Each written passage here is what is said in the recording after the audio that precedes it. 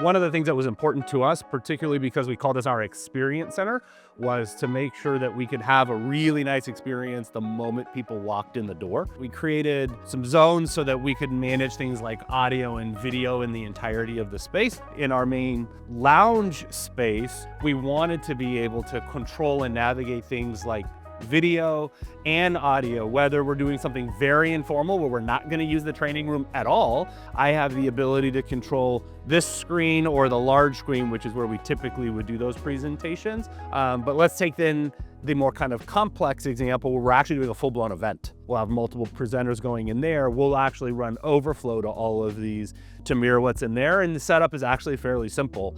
We designed the macros in the system.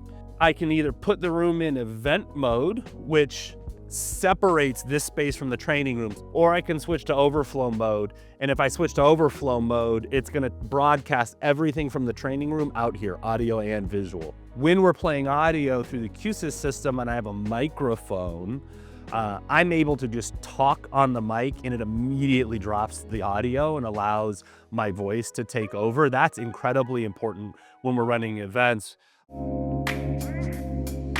This is our training room as part of our experience center. It needed to be a large singular space for big meetings. We manage the rooms through the tablets on the wall. So we set these rooms up so that it's easy to go from a combined space to separate spaces.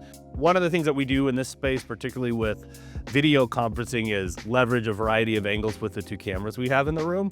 We've set a variety of presets so that I am able to have a presenter here talking to folks in the space.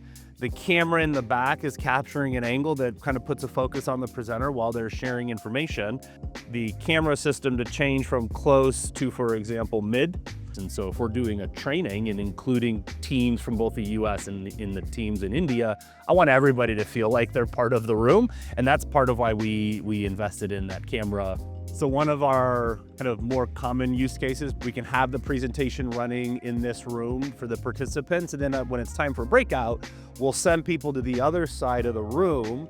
And on the other side of the room, I can have things like instructions or different content set up for them here. The beauty of how we navigate the space is, in addition to routing, for example, video, it also routes audio differently depending on whether it's a combined or a separated room. And so being able to run the variety of inputs accomplished elimination of one of our biggest pain points, which is I walk in the room. I am not an AV person, I don't know how to do that. The equipment ended up being effectively the magic black box to 99% of the people who walk in the door, that I don't think they could imagine kind of what's happening behind the scenes to make it that easy.